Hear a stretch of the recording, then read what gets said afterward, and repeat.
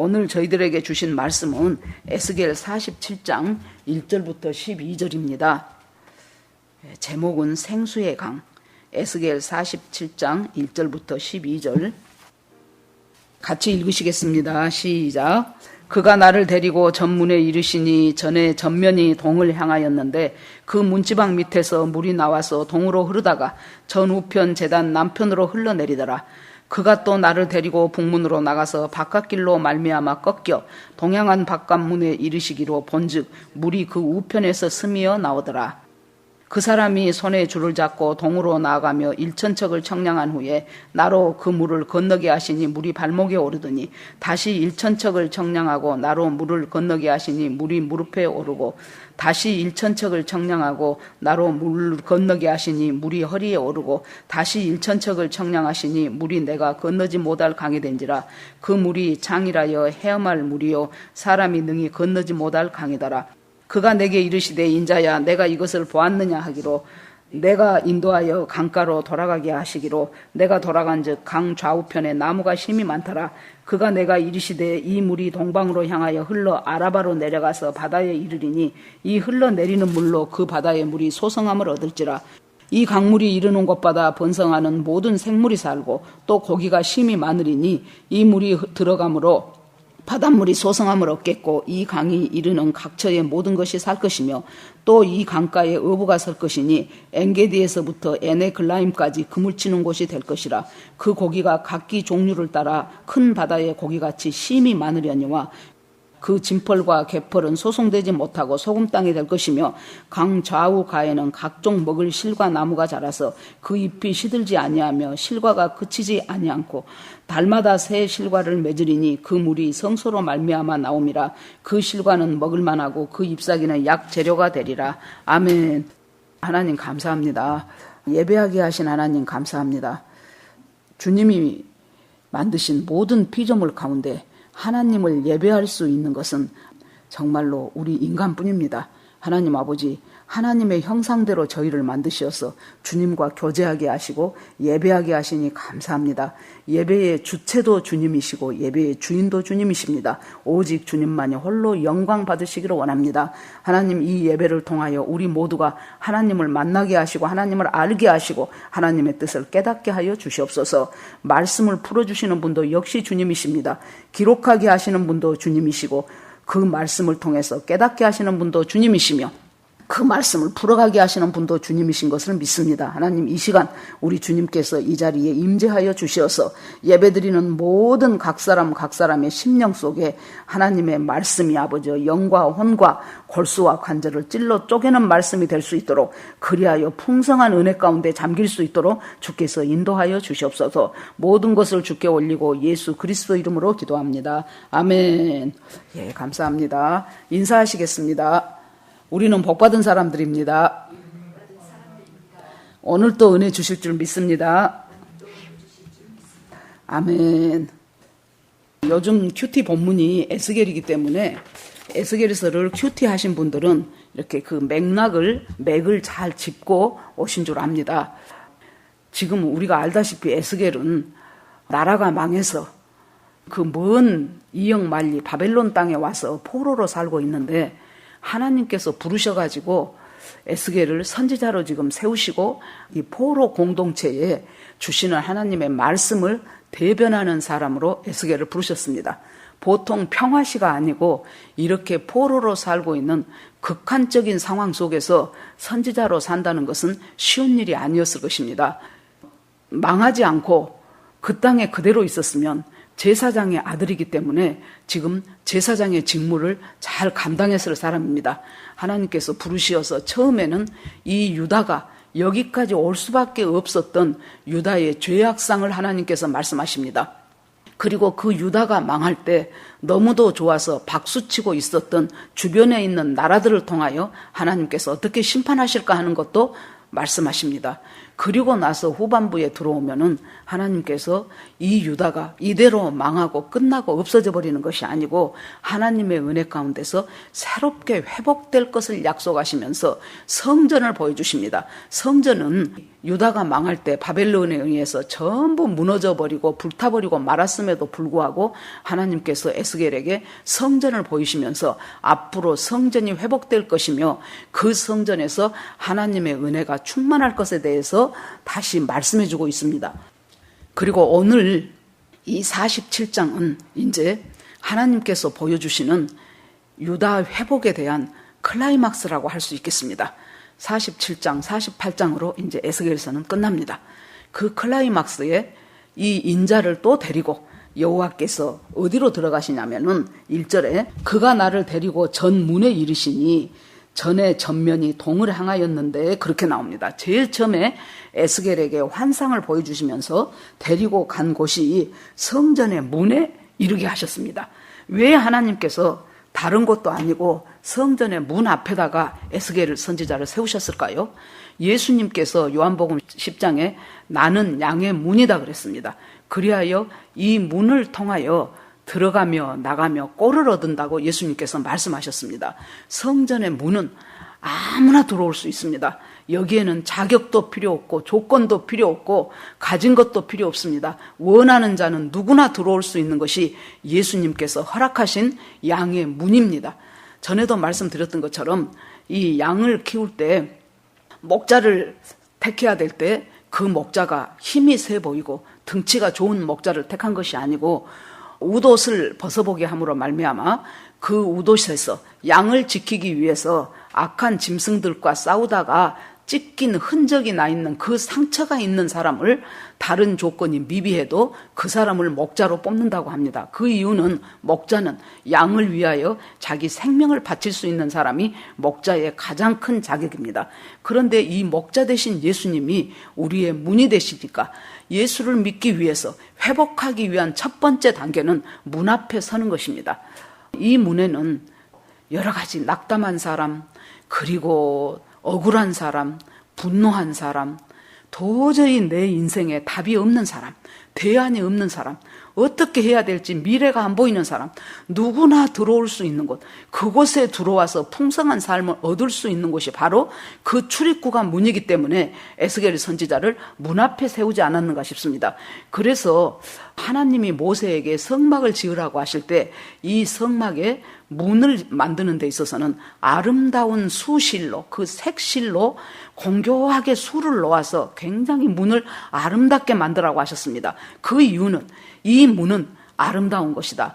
당신이 이 세상에서 어떤 낙심과 절망과 좌절과 아픔과 상처를 당했더라도 이 문에 들어오면은 그것들은 모두 회복되고 새롭게 은혜를 받을 수 있는 것이 바로 이 예수라는 문이다 하는 것을 가르쳐 주시기 위해서 성막의 문을 그렇게 아름다운 수실로 색색이 수를 놓게 만들었던 것을 다시 생각해 봅니다. 자, 그 문의 앞에 세우시더니 그 다음에 주님께서 보여주시는 것이 문지방 밑에서 물이 나와서 동쪽으로 흐르다가 제단 남편으로 흘러내리더라 그랬습니다. 예루살렘은 우리가 알다시피 고원지대입니다. 높이 있기 때문에 그곳에 강물이 있다거나 어디서 물이 흘러내리지는 도저히 않습니다. 그래서 이들은 빗물을 잘 받아뒀다가 그 물을 활용해서 필요한 물에 사용하고 한다고 합니다. 그런데 물이 흘러나오기 시작합니다. 물이 흘러나오는 것은 바로 문지방 밑에서 물이 나옵니다. 자, 성전의 제단으로부터 물이 흘러나오지요. 바로 이 물이 하나님이 우리들에게 이스라엘 백성을 살리기 위해서 주시는 생명의 물이고 생수의 물입니다. 그것이 동쪽으로 흘러내리더니 남편으로 흘러가더라 그랬습니다. 남쪽은 예루살렘에서 남쪽을 향하면 바로 사막 광야지대입니다. 이 광야지대를 흘러서 가는 곳이 바로 어디냐면은 사해를 향해서 가게 되어 있습니다. 그래서 주님께서 북문으로 데려가셔서 그 물이 우편으로 흘러나오고 그래서 물이 점점 흘러가게 하십니다. 그 물이 흐르면은 사막을 거쳐서 광야를 거쳐서 물이 흐르는데 그 물이 흘러가는 곳마다 물줄기가 점점 많아지면서 그 물이 강물을 이루는 것을 볼 수 있습니다. 일천척을 청량하려고 하십니다. 일천척을 청량하면 상당히 많은 긴 거리를 지금 청량을 하는 것입니다. 그걸 청량하고 나니까 물이 점점 많아지기 시작하면서 그 물이, 여러분, 우리가 예수 믿고 구원 받았으면서도요, 왜 내가 예수 그리스도가 나를 위해서 십자가에 돌아가시고 그 피로 내가 죄사함 받았다는 것을 알고 내가 하나님의 자녀가 되었다는 것을 분명히 믿고 지금 하나님은 살아계시며 예수 그리스도는 하나님 우편에 앉아 계시다가 결국에 저리로서 심판하러 오실 하나님이라는 것을 아는데도 불구하고 내 심령이 왜 이렇게 사막화되어 있습니까? 내 영혼은 왜 이렇게 파리합니까? 내 인생은 왜 이렇게 피곤합니까? 분명히 진리를 내 손에 쥐고 있는데도 내 인생은 피곤하고 내 영혼은 파리하고 내 심령은 광야처럼 되어 있는 이유가 무엇일까요? 그곳에 성령의 생수가 부어지기 시작하면은 그것이 당장 사건이 생기는 것이 아니고 점점 물의 수량이 풍부해지기 시작합니다. 일천척을 재었더니 그곳에 물이 발목에 차오르더라 그랬습니다. 이 물은 우리가 짐작하실 것입니다. 성령의 생수이고 주님이 우리에게 부어주시는 말씀의 생수입니다. 그것이 발목에 찰 정도가 됩니다. 여러분, 전혀 물이 있을 것 같지 않는 곳에서 물이 나오는데 그 물의 출처, 그 물의 시작, 원천은 바로 성전에서부터 시작을 합니다. 성전에서 흐르는 생명의 말씀이, 성전에서 흘러나오는 생수의 강이 결국에 가서 모아지고 많아지면서 사막 같은 내 심령을, 광야 같은 내 인생을 적시기 시작합니다. 그래서 보니까 발목까지 찼습니다. 여러분, 발목까지 차면 없는 것보다는 훨씬 낫죠. 그런데 그 발목은 얼마든지 내가 내 마음대로 걸어 다닐 수 있는 곳이 발목입니다. 발목까지 차서 물 맛을 봅니다. 아, 물이 이것이구나. 아, 시원하니 좋다. 그렇게 하고도 우리의 심령은, 우리의 삶은 나 하고 싶은 대로 삽니다. 세상으로 나가서 나 돌아다니고 싶은 대로 돌아다니고 세상 가치관 속에서 내가 취하고 싶은 대로 취하고 그러면서도 내 물은 발목에 차 있다라고 생각을 합니다. 그러면 금방 고갈됩니다. 발목에 차 있던 물이 세상에 나가서 돌아다니다 보면은 내가 그 은혜 언제 받았던가 하고 완전히 고갈되어 버리는 상태로 가게 됩니다. 그러면은 그때 가서 또 하나님 잘못했습니다 하고 다시 돌아와서 또 발목까지 찹니다. 그러면 다시 돌아가 버립니다. 여기에서 중요한 것은 계속해서 그 물이 불어날 때까지 우리는 청량해야 될 사명이 있습니다. 떠나지 말고 그곳에서 잠기십시오. 발목에 있는 물이 점점 불어납니다. 다시 일천척을 흘러갑니다. 그렇게 하면서 이제는 그 물이 무릎까지 왔습니다. 무릎까지 오면은 조금 내 마음대로 걸어 다니는데 약간 부자연스러울 것입니다. 그래도 갈 수 있습니다. 그렇지만은 점점 부자연스러워지고 내 마음대로 안 되고 잠깐 멈춰서서 하나님의 뜻이 무엇인가? 이것이 과연 하나님이 원하는 것인가? 하면서 자기의 삶 속에서 일어나는 일들을 그리고 내 생각 속에서 올라오는 생각들을 한 번씩 멈춰서서 주님의 뜻은 어떤 것인가를 생각해 볼 수 있는 단계가 바로 이 무릎까지 오는 단계라고 생각이 됩니다. 거기서 다시 박차고 또 세상으로 나가버리는 사람이 많습니다. 이제는 내가 제법 은사도 체험했어. 이제는 하나님의 말씀의 은혜도 내가 받았어. 이제는 내가 내 뜻대로 살아도 된다라고 생각하면서 주님과의 교제를 등한히 하고 또 자기 뜻대로 살게 되면 무릎까지 그동안 찾던 것이 다 허사가 되고 맙니다. 이곳에서 멈추어 서서 다시 일천척을 청량해야 됩니다. 여러분, 이 일천척을 한꺼번에 어떻게 청량합니까? 한 척, 두 척, 세 척, 네 척 해가지고 일천척까지 청량할 때 우리의 삶 속에 많은 변화가 일어납니다. 때로는 우리의 사업이 부도를 당하기도 하고 때로는 정말로 잘 나갈 것 같았던 내 인생이 어느 지점에서 확 좌절이 돼버리고 좌초돼버리고 장애물을 만나서 꼬꾸라 넘어지기도 하고 믿음 안에서 쑥쑥 잘 자라줄 것 같았던 자녀에게 문제가 생겨서 정말로 누구에게 말도 못하고 가슴치며 통곡하는 일이 있고 이런 것들이 우리가 한 척, 두 척, 세 척 계속해서 세워져 가는 그 과정 가운데서 우리 인생에서 생겨집니다. 이 모든 것들이 하나님 앞으로 돌아오기 위한 준비 과정입니다. 우리는 본질상 진노의 자녀이고 본질상 하나님과 멀어져서 생활하는 것이 우리 생리에 맞기 때문에 주님의 뜻대로 살기보다는 내 뜻대로 살고 세상 가치대로 살고 싶은 것이 우리들입니다. 나도 모르는 사이에 무릎까지 찬 은혜를 맛보았음에도 불구하고 은사도 맛보고 기도의 응답도 받았고 말씀의 은혜도 받았고 그랬음에도 불구하고 언제 보면은 세상 따라가고 있는 우리를 볼 수 있습니다. 이곳에 머물러 서서 다시 일천척을 청량합니다. 물이 허리까지 옵니다. 여러분, 허리까지 오면은 상당히 움직이기가 쉽지 않습니다. 잘못하다가는 넘어집니다. 그 허리까지 오는 그 가운데서 계속해서 이제 점점 내 인생 가운데, 내 가족 가운데, 내 심령 가운데 점점 깊이 차오르는 예수 그리스도의 풍성한 은혜를 우리가 맛보면서 살아가는 단계가 바로 허리까지 차오르는 단계라고 볼 수 있습니다. 이것이 끝이 아닙니다. 주님께서는 그곳에서 다시 일천척을 청량하라고 하십니다. 여러분, 발목에서 일천척을 청량할 때는 쉽습니다. 무릎에서 청량할 때도 어렵지 않습니다. 허리까지 왔는데 일천척을 그 물결을 헤쳐가면서 청량한다는 것은 상당히 어렵습니다. 믿음이 점점 좋아질 때마다, 주님의 은혜가 점점 많아질 때마다, 우리가 주님과의 관계가 깊어질 때마다 우리 주님께서 우리에게 요구하시는 것 또한 점점 커지고 점점 깊어진다는 것을 알 수 있습니다. 그래서 그곳에서 다시 일천척을 청량합니다. 이제는 그 물이 머리 꼭대기까지 넘쳤습니다. 이제는 거기서는 제대로 반드시 서 있을 수 없습니다. 내 주관대로, 내 생각대로 서 있을 수 없는 장소가 이제 마지막 단계입니다. 머리까지 차올랐습니다. 계속해서 그곳에서는 헤엄치지 않으면 살 수가 없는 단계가 바로 머리 끝까지 차버린 단계입니다. 여러분, 성령의 물줄기 가운데서 헤엄치는 저와 여러분들이 되시기 바랍니다. 그때부터는 내 뜻은 없습니다. 이제는 모든 것이 주님의 뜻대로 내가 순종하면서 사는 것이, 발목에 있을 때는 순종하는 것이 어렵습니다. 왜냐하면 내 속에 거하는 성령과 내 속에 있는 자아가 계속해서 부딪힙니다. 오라 나는 공고한 사람이로다.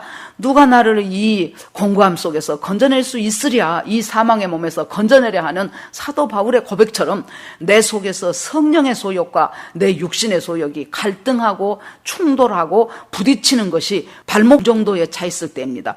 그때는 하나님의 뜻대로 사는 것이, 내 자아를 죽여야 되는데 죽여지지가 않고 하나님의 뜻은 알겠고 하면서 굉장한 갈등을 느끼고 예수 믿는 것이 참 어렵다라고 생각하면서 정말로 주님 내가 왜 이렇습니까 하는 단계가 바로 발목의 단계라고 볼 수 있겠습니다. 그러나 그곳에서 떠나지 않고 계속해서 주님의 은혜 가운데 잠기면서 드디어 이제 주님의 은혜의 물줄기에서 헤엄치는 단계까지 오게 되면은 그곳에서는 기적이 일상이 됩니다. 순종하는 것이 어렵지 않습니다. 순종하는 기쁨을 느낍니다. 주님의 말씀이 주시는 그 말씀에 기대를 하게 됩니다. 그리고 기도하면서 주님과 깊은 교제가 있어집니다. 하나님의 마음이 나에게 부어집니다. 주님의 뜻이 깨달아집니다. 그리고 옆에 있는 사람들을 향한 하나님의 은혜 가운데서 삽니다. 우리가 기도하고 응답받는 거, 내 개인을 위해서 계속해서 기도하기 시작하면 내 개인이 변화됩니다. 우리 가정을 놓고도 계속 기도하기 시작하면 우리 가정도 변화합니다. 그런데 여러분, 나라와 민족을 위한 기도는 이것이 너무 범위가 넓어서 도대체 내 기도가 응답이 되는 것인지, 내 기도를 하나님께 상달하는 것인지 우리가 참 막막할 때가 있죠. 그럼에도 불구하고 하나님은 살아계십니다. 하나님은 분명히 우리에게 성령 충만한 상태 속에서 그 은혜 가운데서 헤엄치는 가운데 나라와 민족을 위한 기도도 우리 주님께서 인도해 가실 것으로 믿고 하나님의 큰 손 안에, 하나님의 크신 팔과 그 능력 안에 맡겨드리는 것이 옳다고 생각이 됩니다. 자, 그래서 능히 건너지 못할 그 강을 건너게 하나님이 하시면서 기적이 일상이 되는 삶을 살게 하시고 도저히 용서할 수 없는 사람 용서하게 되고 내 자아로 내 뜻대로 고집을 부렸던 내 인생 가운데서 정말로 그것이 주님의 은혜 가운데서 아무것도 아님을 깨닫고 자아가 쉽게 내려지고 자아가 쉽게 하나님 앞에 부서지게 하시며 상대방이 용납되게 하시고 그 사람의 마음이 헤아려지는 은혜 가운데서 저희들을 살게 하십니다. 그리고 주님께서 6절에 말씀하시기를 그가 내게 이르시되 인자야 내가 이것을 보았느냐 하시고 나를 인도하여 강가로 돌아가게 하셨습니다. 자, 주님께서는 우리에게 가끔 잠깐 멈춰서서 인자야 네가 이것을 보았느냐, 주님께서 우리 인생 가운데서 잠깐 멈춰서서 아무개야 이 역사가 어떻게 해서 이루어지는 것을 네가 보았느냐, 네가 깨달았느냐 하고 주님께서 물으실 때가 많습니다. 성경을 계속해서 읽어보면은 하나님께서 우리에게 질문하신 것이 많지요.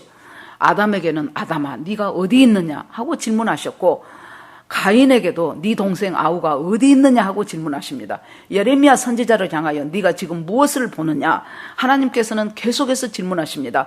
하나님께서 모세를 향하여 네 손에 들고 있는 것이 무엇이냐, 예 지팡입니다. 그것을 던져보아라. 하나님께서 하나님의 은혜와 하나님의 역사를 말씀하실 때 우리에게 질문하시면서 하나님께서 때때로 우리 자신에게 지금 네가 어디만큼 와 있느냐, 네가 무엇을 생각하고 있느냐, 인자야 네가 지금 이것을 보았느냐, 이렇게 물줄기가 성전의 제단 밑에서 시작한 물줄기가 계속해서 큰 강을 이루고 그 강물이 머리 꼭대기까지 차서 이제는 하나님의 은혜와 생수의 강 속에서 헤엄칠 수 있는 것, 거기까지 가는 것이 주님이 우리를 인도하는 종착지라고, 그것이 결론이라고 우리 주님은 우리에게 가르쳐주고 있습니다. 인자야 보았느냐? 지금 여러분에게 묻습니다. 내 신앙생활은, 내 은혜의 생활은 정말로 물방울 하나도 없이 성전 문 앞에 서 있는 생활입니까? 아니면은 거기에서 흐르는 그 강물의 생수를 마시면서 발목까지 잠겼습니까? 아니면 그곳에서 조금 더 와서 무릎까지입니까? 아니면은 더 충만한 허리까지 왔습니까? 이제 그곳에서는 주님의 뜻이 무엇인가를 분별하면서 하나님의 인도대로 걸어가는 삶을 사는 그 단계까지 와 있습니까? 아니면은 성령의 생수에 취해서 날마다 생수의 강을 헤엄치고 있습니까? 주께서 그렇게 보이시더니 내가 돌아간 즉 광 좌우편에 나무가 힘이 많더라 그랬습니다. 이것은 우리가 볼 때 계시록 22장 1절을 한번 저희들이 같이 보겠습니다.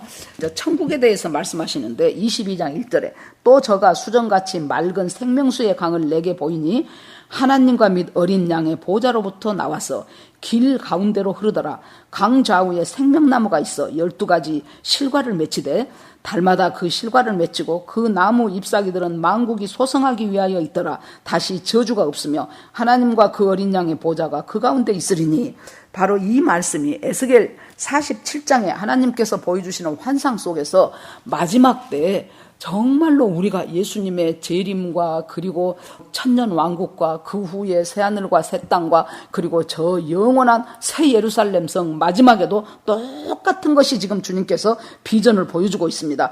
그 당시에 살고 있었던 에스겔 선지자에게 최후의 마지막에 새하늘과 새 땅과 영원한 새 예루살렘 성에서 어떤 광경이 펼쳐질까를 보여주고 있는 것처럼 주님께서 말씀하십니다. 이 강 좌우편에 나무가 심이 많더라. 여러분, 강물이 있으면은 그 좌우편에는 물이 있기 때문에 나무가 많을 수밖에 없습니다.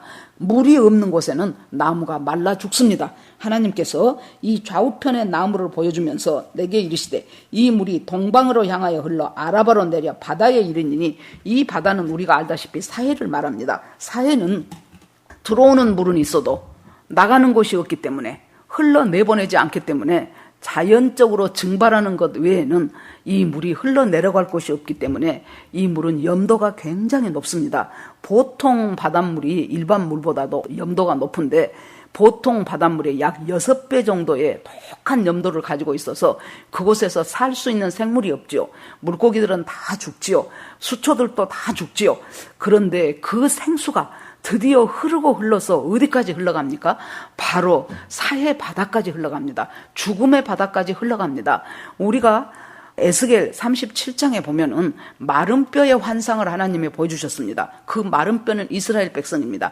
정말로 이제는 어찌할 수 없는 마른 뼈, 그 골짜기에서 마른 뼈들이 이제 해골이 되어본 지 오래되었기 때문에 풍화작용이 많이 되어버려서 이제는 정말로 발로 밟으면은 바스라질 수밖에 없는 그 뼈다귀들을 향하여 하나님께서 말씀을 대언하라고 하시지요. 말씀이 대언하니 뼈들이 서로 연락하여 서로가 따닥따닥 맞아지기 시작합니다. 그 다음에 하나님께서 이제 생기를 불어넣으라고 하시지요. 생기의 말씀을, 생기를 불어오라고 하니까 그 생기들이 불어오니까 그곳에서 뼈들이 맞춰지고 살이 입혀지고 피부가 덮이고 그러면서 그들이 큰 군대가 되더라는 환상을 보여주셨습니다. 하나님께서는 회복의 환상이라는 것이 우리가 낙심할 것이 전혀 아닙니다. 정말로 그 오래되어 버린 뼈다귀, 손으로 쥐어도 모래처럼 바스라질 수밖에 없는 그 뼈들을 향해서도 주님의 말씀이 대언되고 그리고 하나님의 루하흐, 하나님의 그 생기가 불어넣어질 때 놀라운 하나님의 군대로 변모됩니다. 우리는 실망할 것이 없고 절망할 것이 없고 내가 하나님 앞에서 비록 이렇게 사막화되어 버린 마른 뼈와 같다 할지라도 주님의 말씀이 내 심령 속에 들어오고 주님의 생기가 들어온다면 나는 다시 왕성하게 일어나서 활동할 수 있고 회복될 수 있는 에덴의 회복을 다시 가져올 수 있는 놀라운 역사를 하나님께서 일으켜 주실 것을 믿고 그 믿음 안에서 주님의 말씀과 주님의 생기가 나에게 부어지기를 간절히 기도하는 저와 여러분이 되기를 주의 이름으로 축원합니다. 자, 그 죽은 바다 사해를 향하여 물이 흘러가니까 놀라운 일이 생깁니다. 그 흘러내리는 물이 그 바다의 물에 소성함을 얻을지라 완전히 새롭게 회복된다는 것입니다. 그 다 죽어버린 그 물이 소성함을 얻게 됩니다. 그렇게 되니까 물에 생기가 흘러가죠. 그래서 이 강물이 이르는 곳마다 이 강물의 원천을 우리가 잊지 말아야 됩니다. 성전에서 나오는 물이었습니다. 하나님으로부터 흘러나오는 말씀의 생수였습니다. 하나님으로부터 흘러나오는 생명의 강이었습니다. 하나님께서 나오는 천국의 귀한 것들입니다.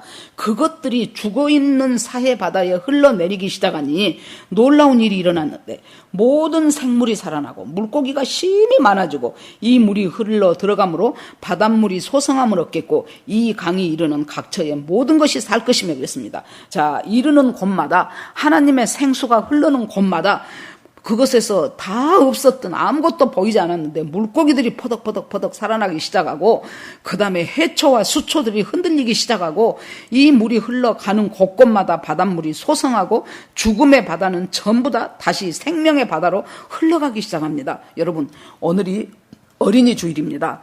우리가 부모님들이 먼저 이 강물처럼 내가 지금 무릎에만 차 있는 은혜에 젖어 있는 분이라면은 이제 허리까지 차는 물로 들어가기를 구하시기 바랍니다.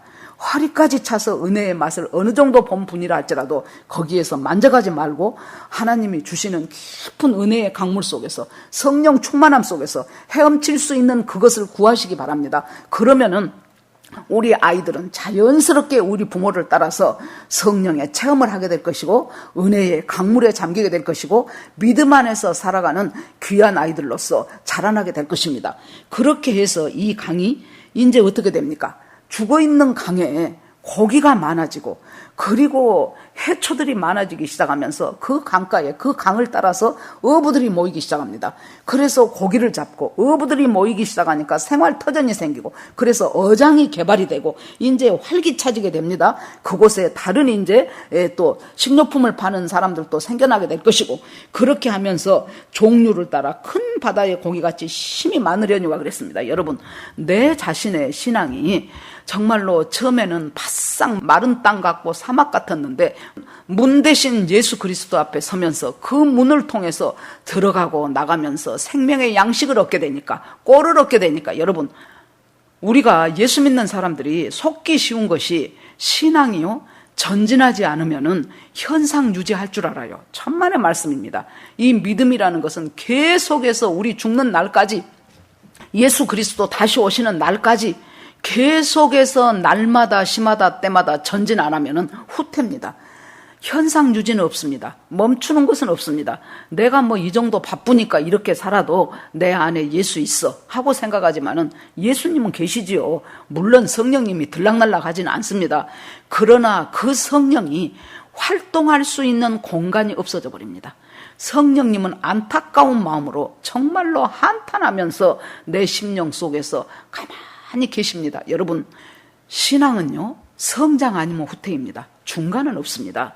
계속해서 우리가 발목 같은 믿음의 사람이었다면 이제 무릎으로 올라가야 될 것이고, 무릎 정도에 그쳤다면 이제는 허리로 가야 되고, 허리에서 지금 주님의 은혜를 맛보고 있다면 거기에서 만족하지 마시고 더 깊은 그리스도의 장성한 분량까지 나아가게 될 여러분이 되기를 간절히 원합니다. 그리하여 우리가 날마다 주 안에서 살아가십시오.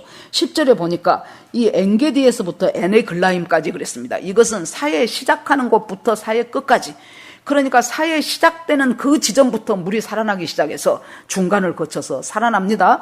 하류로 거쳐서 또 살아납니다. 그리고 마지막 사회 끝부분에 이르기까지도 그 죽어있는 모든 바다가 한꺼번에 완전히 소생되는 것을 볼 수가 있습니다. 여러분, 내 삶의 모든 영역에 하나님의 말씀이 다스리기 시작하고 또 주님께서 우리와 함께하기 시작하면서 하나님의 은혜의 강 속에 잠기게 되면은 내가 가정생활만 잘하고 나가서는 엉터리로 살고 그런 것은 없어요. 성령의 열매를 보십시오. 성령의 열매 9가지 열매가 한꺼번에 열리는 것이지, 물론 그 사람의 어떤 기질이라든가 그런 것에 따라서 열리는 것이 좀 차이가 있을 수는 있습니다. 그러나 나는 사랑의 열매는 많은데 인내의 열매는 죽어도 안 돼. 그것은 있을 수 없어요. 사랑의 열매가 있다면 인내의 열매는 있기 마련입니다. 나는 인내의 열매는 있어도 내가 다른 사람한테 온유한 열매는 없어. 그것도 아닙니다. 전부 우리가 알다시피 그 열매가 단수로 되어 있습니다. 단수. 성령의 열매들은 아마 9가지니까 복수로 써야 되는데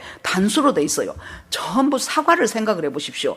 한 사과에 사과가 맛있으면 그 사과 전체가 맛있지, 오른쪽 부분은 맛있고 왼쪽 부분은 썩어 있고 밑에 부분은 맛있는데 윗부분은 맛없고 그런 거 없습니다. 우리가 성령 안에서 이 은혜의 강물에 헤엄치다 보면은 우리의 모든 삶의 전반에 걸쳐서 영혼의 문제, 육신의 문제, 영혼 육이 모두가 주 안에서 풍성한 열매를 맺게 되는 것을 주님께서 말씀합니다.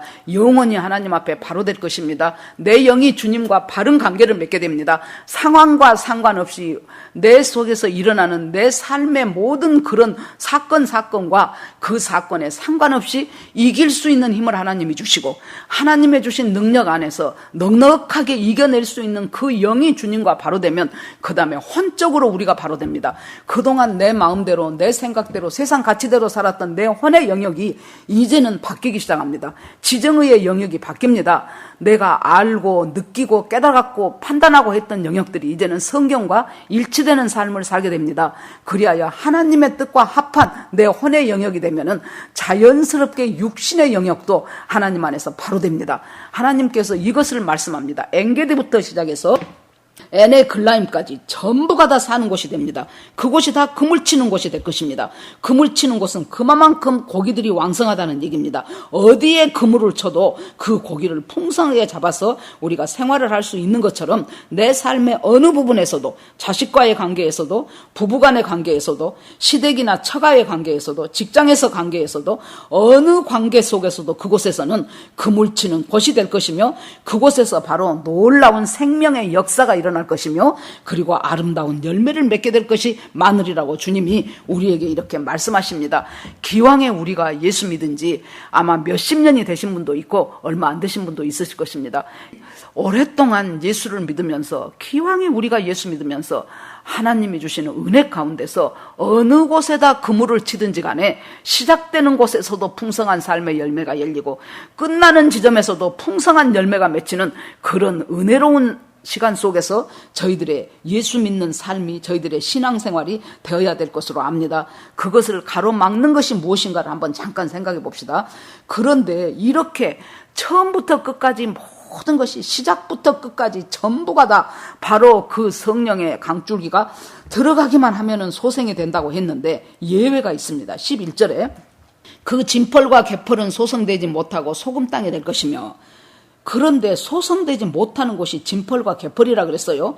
진펄이 무엇인가를 한번 정확히 모르겠어서 찾아봤더니 원래는 바다였던 곳이 자꾸 이 흙이 유입됨으로 말미암아 이제 바다가 아니게 돼버린 해안가에 그런 땅들이 있답니다. 그래서 질퍽거리기는 한데 바닷물이 그곳에 들어오지 못해요. 그러니까 바닷물까지는 이 생수가 소생을 시키는데 진펄, 개펄은 소생시킬 수가 없어요. 이것이 무엇일까요, 여러분? 내 삶 속에서 원래는 하나님의 형상대로 만들어졌고 원래는 예수 믿고 구원받았는데, 그런데 자꾸 다른 것들을 계속해서 싸움으로 말미암아 이제는 성령의 생수가 들어오려고 해도 내 스스로 막아버려요. 여러분, 하나님은 우리에게 자유의지를 주셨기 때문에 내 스스로 은혜의 줄기를 막아버린 자한테는 하나님께서 그 은혜가 흘러 들어갈 수 없게 만드십니다. 아무리 억수 같은 비가 쏟아져도 항아리에 뚜껑이 닫혀 있으면 어떻게 그 뚜껑을 뚫고 비가 들어가겠습니까? 우리가 내 의지적으로, 내 생각대로 잠깐 은혜를 맛보다가 뒤로 돌아가 버린 사람들. 나 다 알아. 나 과거에 예수 믿었어. 옛날에 나 청년회장도 했어. 나 여전도회 회장도 했어. 다 알아. 교회 그거 아무 것이나 내 마음 편하게 아무 종교나 믿으면 돼. 그렇게 굳어져 버린 사람들은 진펄과 개펄입니다. 그 사람들에게는 아무리 성령의 생수가, 여러분, 사막에 강이 흐른다는 것이 그것이 있을 수 있는 일입니까? 그런데 사막 같은 내 인생에 분명히 주님은 강물이 흐르게 하신다고요. 일천척 계속해서 하나님께서 그것을 청량해 가게 하시면서 우리가 때때로 야, 이거 이렇게 역사하시는구나, 이거 이렇게 역사하시는구나. 여러분, 우리가 지난번 큐티에 종은이 형제가 지금 대구로 갔습니다. 대구 내려가면서부터 대구가 지금 코로나 때문에 힘든 도시이기 때문에 많은 사람들이 그곳에 가는 것을 꺼려 했는데 아무튼 형제가 갔어요. 그래서 믿음으로 살아보려고 애를 쓰면서 그 큐티에 간간히 올려놓은 것들을 보면서 야, 참 하나님께서 저 가정을 이렇게 만드셨구나, 저 형제를 이렇게 소생시키시는구나 하고 아마 느끼신 분들이 계셨을 것입니다. 우리가 사막에 강이 흐른다는 것은 그것은 있을 수 없는 일이에요. 그런데 사막 같은 내 심령에 우리 하나님께서 성령의 강물을 흘리십니다. 파리한 내 영혼에 성령의 강물을 흘리십니다. 정말로 피곤한 내 인생에, 삶의 의미가 없는 내 인생에 성령의 강물로 충만하게 하십니다. 그런데 그렇게 주님이 주시는데도 불구하고 내가 의지적으로 거부하는 사람한테는 흘러 들어가지 않습니다. 그것이 진펄과 개펄입니다. 아예 모르는 사람보다 조금 믿다가 중단에 그만둬버린 사람, 교회에서 시험 들어서 교회 떠난 사람, 이런 분들을 다시 돌아오게 하는 것은 참으로 어렵습니다. 여러분, 혹시 나와 내 주변, 내 가족 중에서 진펄과 개펄같이 하나님의 은혜가 계속해서 쏟아지는데도 불구하고 그것을 스스로 막아버리는 사람이 있습니까? 여러분, 그 사람들을 위해서도 포기하지 마시고 우리가 기도하시기 바랍니다. 주님의 특별한 은혜로 그 사람들이 다시 아버지 그 생수의 강에 흘러넘치는 하나님의 놀라운 은혜 가운데서 살 수 있도록 저희가 기도를 멈추지 않아야 되겠습니다. 혹시 내 인생 가운데, 내 성품 가운데 이렇게 진펄 같은 것은 없는가 다시 한번 생각해보는 시간이 되기 바랍니다. 우리의 성품 가운데서 정말로 나도 모르는 사이에 이렇게 하나님의 생수를 막아버리는 것 같은 그런 아버지 진펄과 개펄 같은 것들은 어떤 것인가, 내 삶의 영역 가운데서 그런 것들은 또 무엇인가를 생각해보는 시간이 되기를 바랍니다. 12절 마지막 절입니다. 그 강이, 우리가 아까 계시록 22장에 보니까 생명수의 강이라고 나오지요. 그 생명수의 강을 보이니 하나님과 어린 양의 보좌로부터 길가운데로 나와서 생명나무가 있어서 12실과를 맺힌다 그랬어요. 여기 거의 같은 얘기, 흡사한 얘기가 나옵니다. 그 나무가 자라서 잎이 시들지를 않아요. 실과가 그치지 않아요. 달달마다 새 실과를 맺어요. 그 물이 성소로 말미암아 나옵니다. 여러분, 성령의 강줄기가 흘러가면은 내 삶에서, 내 인생에서 나무가 자라나는데 그 나무가 강가에 있기 때문에 시냇가에 심은 나무가 시절을 쫓아 과실을 맺는다는 시편의 말씀처럼 그 뿌리가 강물에 되어 있기 때문에 끊임없이 계속해서 그 생명의 물이 공급되어서 잎이 시들지 않습니다. 가뭄이 와도 잎이 시들지 않습니다. 열매가 그치지 않습니다. 여러분, 우리들이 확실하게 주님의 생명에, 주님의 성령 충만에 내 인생과 내 삶의 뿌리를 대버린다면은 어떤 경우라도 가뭄이 온다 할지라도 시들지 않을 것이고 어떤 경우라도 정말로 아름답고 달콤하고 맛있는 실과가 끊이지 않을 것입니다. 그래서 그것이 얼마나 하나도 버릴 것이 없어요. 실과는 먹을만 하고요. 잎사귀까지도 약의 재료가 된다고 했어요. 잎사귀까지도 계시록 22장 2절에 보니까 그 잎사귀들은 만국을 소성하기 위하여 있더라 그랬습니다. 여러분, 잎사귀까지도 약재료가 되는 내 삶의 모든 부분에 있어서 아름다운 열매도 다른 사람을 먹이고 나도 먹고 다른 모든 내가 있는 것들을 풍성하게 하고 거기다가 별것 아닌 것 같은 하나 떨어져도 별 의미가 없는 것 같은 그 잎사귀까지도 다른 사람을 살리고 나를 살리는 약의 재료로 쓰시는 주님이십니다. 나의 실패까지도 하나님이 약 재료가 되게 하시고 나의 아픔도 하나님께서 약 재료가 되게 하셔서 나도 살고 남도 살리는 이 놀라운 회복의 역사를 주님께서 47장을 통하여 말씀하십니다. 여러분 말씀을 맺겠습니다.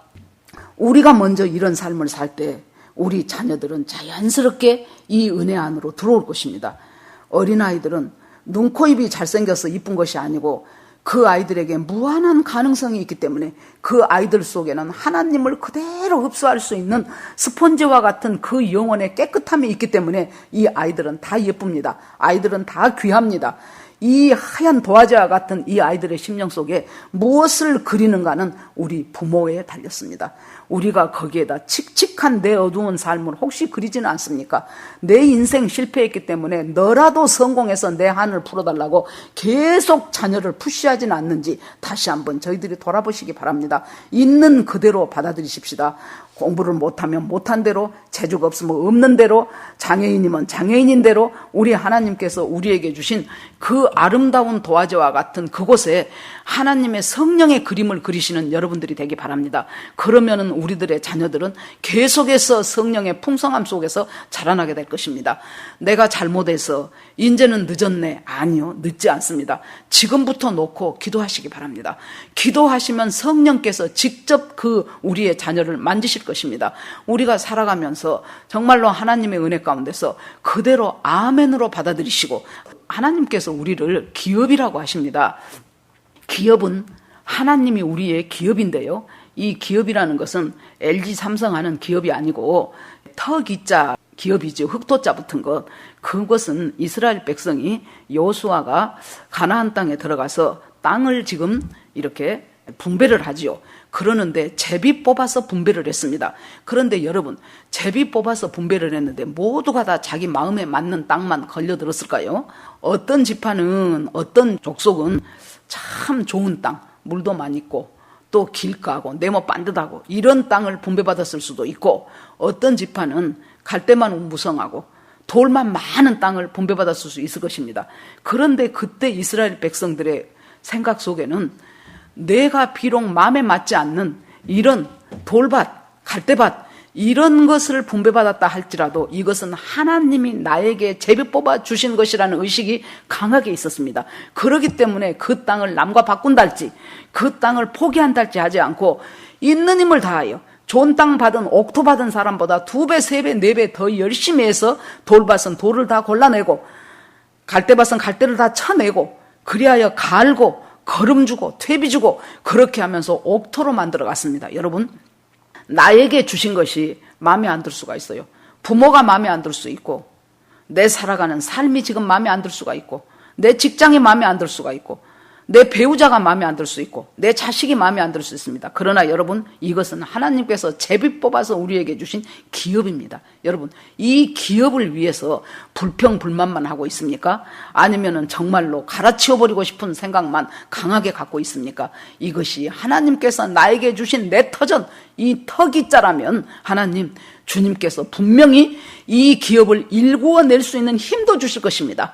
갈대밭처럼 소리만 무성하지 정말 농사짓기에 불편한 것 같은 그곳에도 내가 하나님이 주신 기업이니 내가 있는 힘을 다해서 한번 해보겠습니다 할 때 하나님께서 그것을 쳐낼 수 있는 힘도 주실 것이고 그곳에서 다시 줄 수 있는 비료도 하나님께서 허락하실 것이고 농사짓는 방법도 하나님께서 제대로 가르치실 것이고, 그렇게 하면서 우리에게 옥토에서 바로 받아서 농사짓는 열매 맺는 사람들보다 더 훌륭한, 더 기가 막힌, 더 아름다운 보람의 열매를 맺게 하실 하나님을 소원합니다. 여러분, 이 말씀 가운데서 주님은 우리를 결코 버리시는 분이 아닙니다.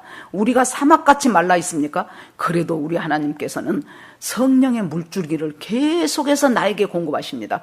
그 물줄기가 머리 꼭대기까지 차도록 포기하지 마십시오.